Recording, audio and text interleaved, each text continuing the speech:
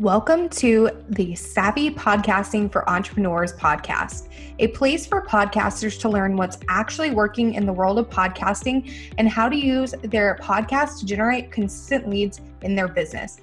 I'm your host, Jenny, and I'm so excited you're here. Hi, welcome to the show, Nadine. I'm so excited to have you here. So can you tell us a little about yourself and how you got started in the online space? Sure thing. Thanks so much for having me, Jenny. I, like so many copywriters, got into the field, through a lot of detour. I have a background in marketing, worked in the corporate world for a number of years, far too many, shows my age, and tried to work my way up the corporate ladder. I had big plans to climb the ladder and somehow kept coming up against this ceiling that in a male-dominated industry, I used to work in automotive. It was just impossible because jobs were given to people who were buddies and I just wasn't getting anywhere. I loved the job, but really wanted more out of the job. And then ultimately, which was a blessing in disguise, was made redundant while on mat leave with baby number 2. Bit of a shock to the system, but ultimately it helped me to reconsider what I wanted to do. And that sent me on a soul searching journey. So I never wanted to be a number in a system again, easily replaceable. I wanted to have more impact with the skills that I have and the storytelling aspect, finding interesting angles for products. And ultimately, wanted to do something for myself. Wasn't quite sure what I was going to do yet. Also got a full-time corporate gig in the meantime because you have to pay bills. But decided to explore content marketing a bit more at the time. Social media still had organic reach and companies were loving the opportunities that came from it. So I thought, why not explore that more? It gives me that opportunity to explore my love for writing. And part of the course that I did had a module on copywriting. And that's when the penny dropped. I'm like, oh my God, people actually pay people to write for them because they either don't enjoy it, they don't have the time to do it, or it simply doesn't come naturally to them. And that's when I set up my side hustle while working full-time in the corporate world, and also at the time being pregnant with number 3. So I had my hands full, but I was so determined to make this work. Found my first few clients, worked at night, and at the time as well did everything for everyone. So social media captions, blog posts, whatever people came to me with. But ultimately quickly worked out that email copy and website copy really was where I wanted to go. And explored that further and took course after course with copywriters that were just a few steps ahead of me. And went full-time in my business in late 2020. So during the pandemic, I just thought, why not? I'm not dumb. If anything happens, I can always go back, get a full-time job. But I've never looked back. And since then, I have worked with so many amazing women-led brands in the service space, also in the product space. And I just love the impact that I'm having. And we're working together as true partners and helping them grow their business. And often my customers are in the same shoes. They were made redundant or they just really didn't love what they were doing. They wanted fulfillment as a mum. And so it's really personal for them to find someone that can really bring their story and their passion that they have for the brand out into the world. So that's me in a nutshell. And now I'm based on 5 stunning acres on the outskirts of Sydney. And that's where I chase my 3 kids when I'm not in my copy cave. I love that. Yeah. So 2 things you mentioned. You mentioned that you went full-time in the middle of the pandemic, and so many people did that, I found. I started my business back in 2016. So I've been here quite a long time, but I feel like a lot of people really came in that 2020 wave, which was so cool to see all these people coming online. It was really inspiring, and seeing so many people just say, I'm done with this. I'm tired of living like this. Let's go all in. So it was really cool to see that happen. And I also like that you mentioned you started copywriting, but you weren't doing just like one thing. You're doing copywriting for a ton of different things. And that's how so many people start. They start really broad and then they niche down. And I think that's kind of how you find your footing. Because, what if you committed to something and hated it? Yeah, totally. And I think doing a bit of everything really helps you work out what you love, what you're good at, and what you want to explore further. You don't regret doing any of the things. Plus, by doing all the things for everyone, I found so many clients that I now support in my speciality, the email and website copywriting. Our relationship has evolved together as well. Yeah, you wouldn't have met those people without having that broader focus. Yeah. So Yeah, I feel the and, same way. our brands have evolved together and grown, which is always lovely to see that those relationships, grow over time as well. And coming back to your point, your excellent point around so many women going online during the pandemic, I just love the online space and how many opportunities it opens up for, especially women, because it's so flexible. You can work on your own terms, much more family friendly, and really allows you to bring out those special skills that us ladies have, and that are often undervalued by the corporate world, unfortunately. Yeah, no, I agree with that. And being in the online space gives you the opportunity to meet people who you're not even in the same country as me. I know. It's super cool to be able to like connect with people. Like you wouldn't really have that opportunity otherwise if you didn't have your own business, because it's just, you might have someone who works in another country at your corporate job, but I feel like I'm connecting with people from other countries, other states every single day, not just once in a blue moon. Yeah, exactly. And the opportunities that come to work with people in the US, in Europe, it is awesome. Yeah, you don't have to be like, oh, I just work with people in my home country. You can work with people wherever, which is really cool. And I feel like it's made me grown as a person too, because I've learned so many different cultures and different things that I probably wouldn't have thought about if I never broadened my horizons and started a business. Yeah, absolutely. Yeah, so I'm really excited to have you here today, because obviously this is a podcast about podcasting, but a big thing about podcasting is knowing what your audience wants from you. You created the podcast not just for your own selfish need. You created the podcast because you wanted to serve your audience. So I'm really excited to talk about how we can use our audience to help us create a better podcast, and obviously in turn make more profit along the way. So I'm really excited about this. I can't wait to dive in. So first up, let's dive straight into audience research. Why is that so important for podcasters or business owners in general? Yeah, it really should educate everything you do in your business when it comes to how you show up, the offers that you create, the way you service your dream customers, the way you market, the way you attract them into your world, the way you create podcasts. It really is the basis for a business that organically attracts people that are ready to buy from you. Because as you said, you don't want to create a podcast that fills your own cup. It's all about using your time strategically and using your podcast to warm your audience and move them that step closer to being ready to buy from you with every episode. And audience research really allows you to do that super strategically. So audience research helps you come up, for example, with topics that speak to objections, pain points, desires that, are super relevant and that keep your audience up at night. It also helps you, for example, pick perfect fit guests. So people that, are relevant as support services, complementary services to what you offer. And that, again, might be that missing piece in the puzzle for them to be ready to work with you as well. So it helps you pitch guests and also decide which pitches to accept from people who pitch you. It also helps you with format, length of episodes, so all the things that are so critical for creating a podcast that really speaks to, that ticks all the boxes. But beyond that, I know we're talking podcasts, it really helps you shape a business that is sustainable long term. And it also helps you make your copywriting, your content creation, your marketing so much easier, simply because you know them inside out and you can tap into those thought processes, the conversation that is already happening in their mind. And I am a massive fan and deliver audience research as part of every project that I do with my customers. So, for example, I work with a lot of companies or business owners who already have their own existing podcasts. So they've launched it, but sometimes they're simply stuck with topics. You know what it's like when you've been podcasting for a while. It is hard to come up with new stuff and fresh ideas. And often what I find the nice side effect of doing that research and actually asking their customers or even their online audience, their podcast listeners, what they want and what is happening in their business, it not only educates the copy that I write for them, but it helps them organize a content bank of topics that they can then use for their podcast in the future. And often there's a big aha moment, the penny drops and they go, oh my God, my audience can actually do the heavy lifting for me and come up with content, topics, guests, etc. So it is super powerful. Yeah, I agree. And it's just really important to put out stuff that they want to hear, because if you're not putting out content that your audience is interested in, they're going to eventually drop off. Sure, if there's like 1 or 2 episodes that they're not interested in, they might stay subscribed. But if it's week after week after week, stuff that they don't care about, you're not doing anyone a service. You're doing yourself a disservice. You're doing them a disservice.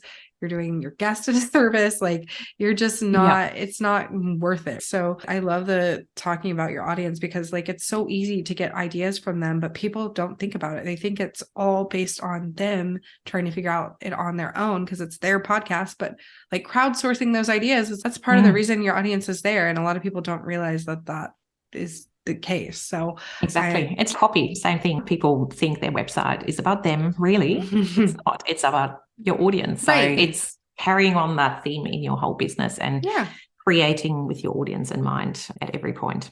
Yeah. And of course, like if you're producing a podcast, you have to enjoy what you're talking about. So if your audience is requesting a ton of stuff you don't want to talk about, okay, fine, sure, don't do it. But like, you know, at the end of the day, if you're marketing your podcast properly and stuff, what people are presenting to you as options for you to talk about on the show probably is going to align well. And you're going to get all these ideas that you probably would have never thought of before, because your audience just gives them to you. And it's just so easy. So what are some of your like favorite ways to do this audience research for our podcast?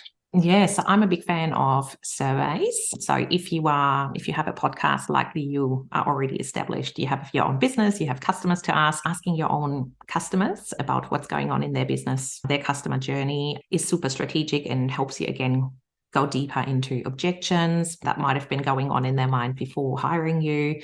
Those things that keep them up at night. So the pain points that they're coming to you for in the first place, the transformation that they're looking for, how they have previously, for example, tried to solve their problems as well. So all those things are super valuable for topics to then tick them off and help your audience overcome them before they become a problem in the purchasing process. And the good thing is with surveys, you can absolutely automate them on your back end. So your onboarding process, your offboarding process can do all that for you by asking strategic questions that capture that particular mindset at the right point in time. Also love jumping on a phone call, a quick conversation with customers, but you can also invite your listeners to complete a survey and then handpick a few listeners who were very generous with their answers, who had a lot of interesting angles, new perspectives that you might not have explored, and simply ask them for a 15-minute chat in return to 15 minutes of your time for them to pick your brain.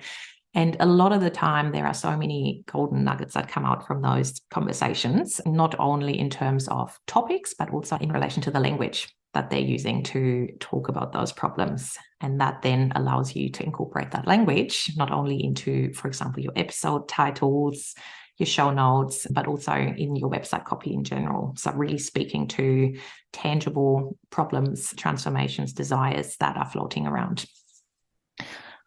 Yeah. So that would be my 2 top things. Obviously, talking to your audience takes a little bit more effort, but it really allows you to dive deeper and go to that next level.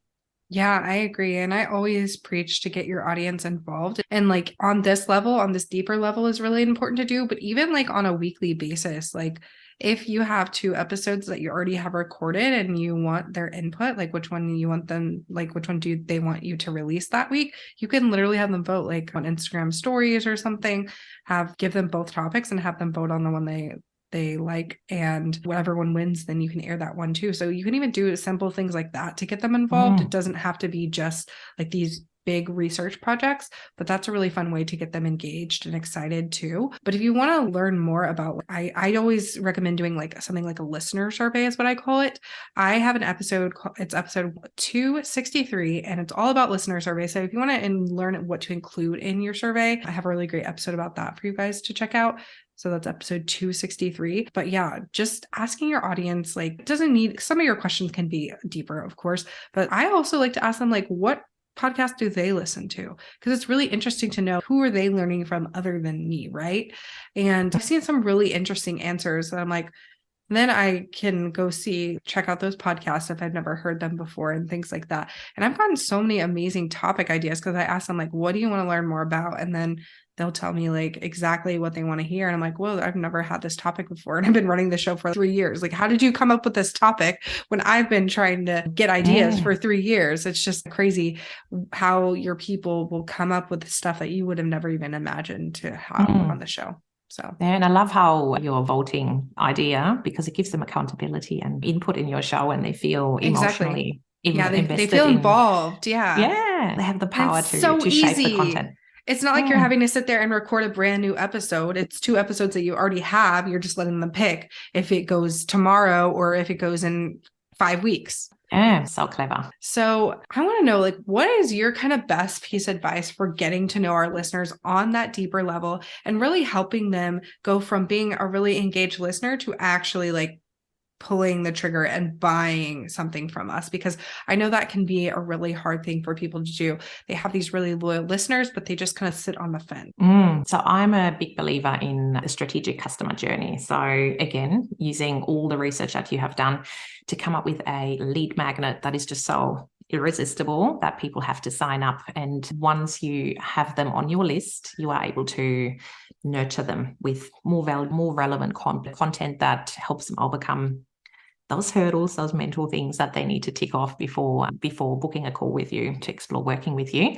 And again, it's about making your audience the center of everything you do. So really put yourself into their shoes. What do they need to be ready to buy from you? What can you do to give them quick wins today? And then, come up with a strategic email sequence that moves them into your world, introduces you, why you do what you do, how you can help them, and how you can get them that transformation that they're hoping for. And if you then show up regularly in their inbox with relevant topics, relevant content, and extra value, ultimately, when the time is right, they are likely to trust you because you've been in their orbit forever.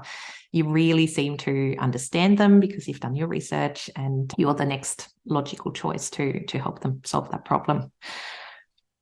Yeah, I agree with that. And I always suggest that our clients and our students lead people to their email list because a podcast is a really great way to get information out to the masses, but there's no really community element about it. There's not like a Facebook group or anything involved. You have to push people elsewhere. So to your email list, to a Facebook group, to your Instagram, you have to push people elsewhere so you can actually figure out who they are, because when you see the data, it's a number. You don't see, oh, Jenny from South Carolina is listening. Okay, there's 50 downloads on this episode, but you don't know anything else about those people. So you kind of have to push them elsewhere so you can get to know them better. They can get to know you better. And it's actually a human instead of a number, which you already know. It's all everyone's humans, but you don't know who exactly they are until you push them elsewhere.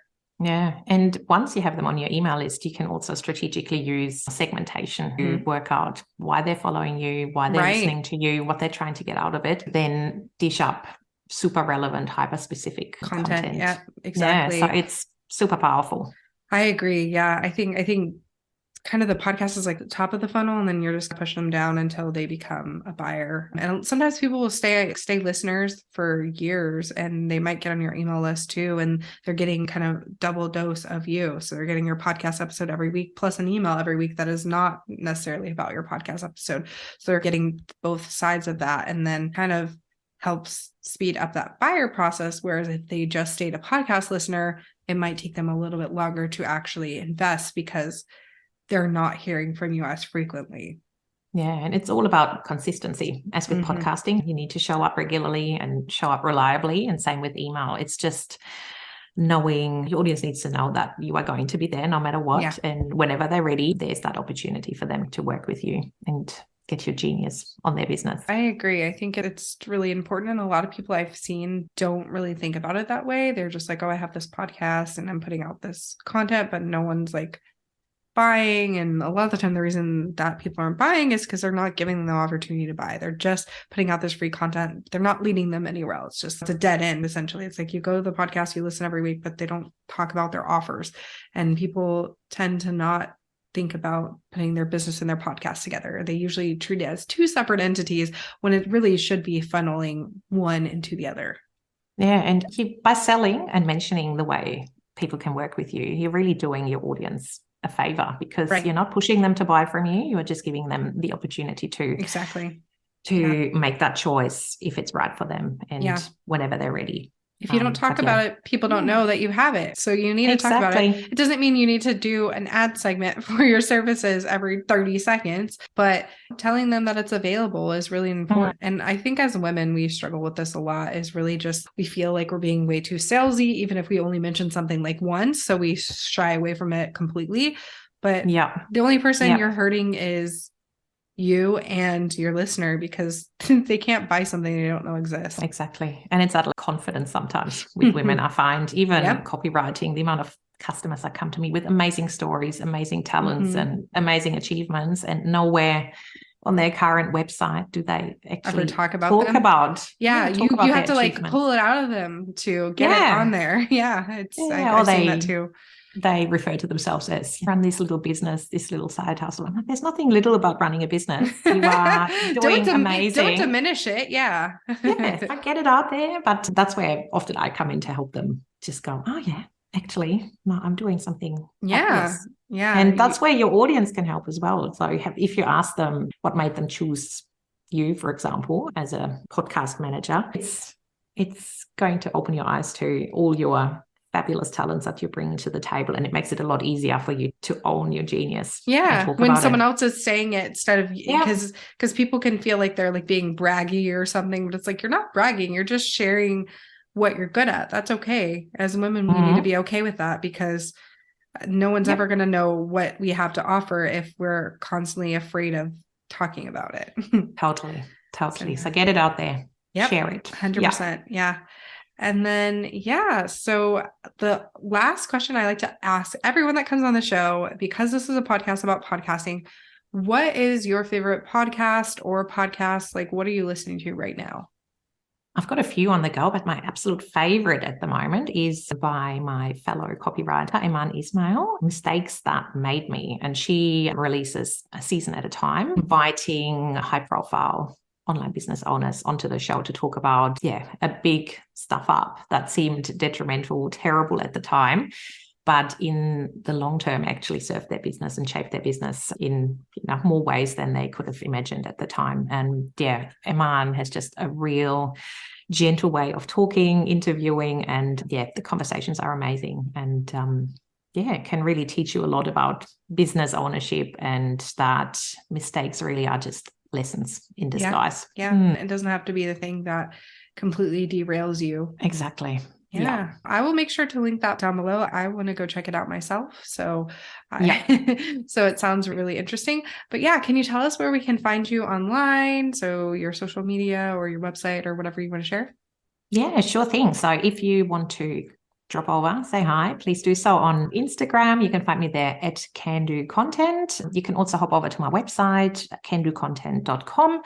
And if you want to see how I turn audience research and all that strategic work that I do with my clients into website copy that actually speaks to the core of that audience, you can also sign up for my free over-the-shoulder tutorial where I take you through the whole process so you can swipe those strategies as well.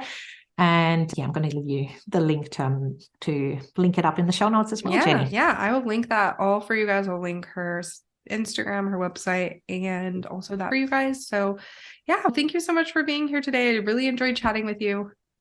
Thanks so much for having me, Jenny.